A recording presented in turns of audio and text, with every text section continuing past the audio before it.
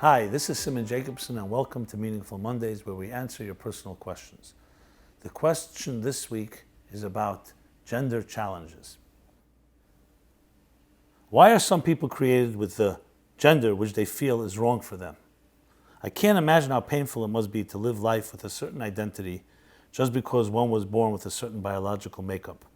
This has been on my mind lately because of a friend who has struggled with this for years. First as a lesbian, and now she has made the decision to have surgery to no longer be a woman at all. I wonder how a just God can put a person into a body which they feel is flawed and needs to be altered surgically. What is your perspective on this? Gender issues are unbelievably complex and mysterious. We really don't even understand what sexuality is all about. I come from a perspective that we're not just here by accident, that God placed us here. And each of us born, whether male or female, that's how we were meant to be. We all understand that all kinds of factors and many circumstances may contribute to how a person sees and identifies with their own gender. Often, it's not necessarily about nature, meaning how you're born. Often it's about events that happen in your formative years, events that happen in how your parents treat you, and often these things affect how we see ourselves, whether male or female. We also have to understand, especially as the way the mystics explain it, all of us have feminine elements and all of us have masculine elements. Even though there is what is called a man and a woman, but it's not complete mutual exclusive behavior or personality types. There are feminine aspects to a man and there are masculine aspects to a woman. Some people have more of a balance, less of a balance. These are very different and they should be embraced. So I don't believe that it's a simple matter for someone to just go ahead and say, I am definitely not a man or definitely not a woman, even though biologically and every other way they were born that way. Because you may be tampering with something that may not bring you happiness anyway. I happen to know someone that went through a gender change and they're not a happier person.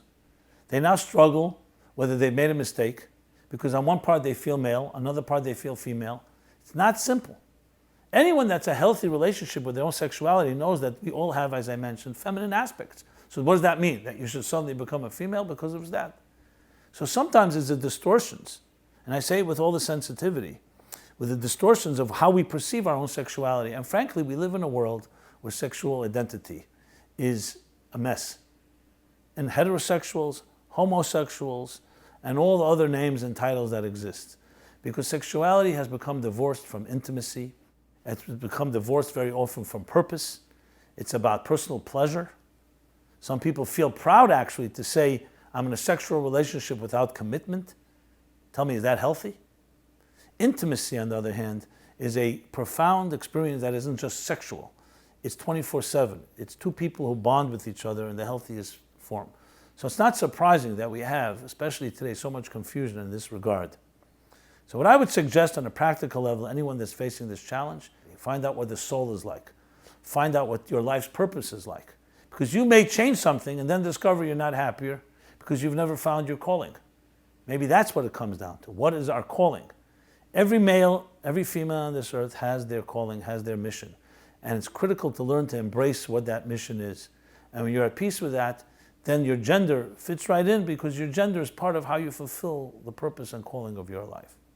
And above all, it's absolutely critical when it comes to gender challenges to have someone to speak to that you trust, a mentor, a friend, because this issue is so bound up with isolation, despair, loneliness.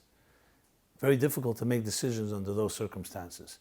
Having someone you can speak to openly can help you make the right decision and build the courage and strength to do what is right.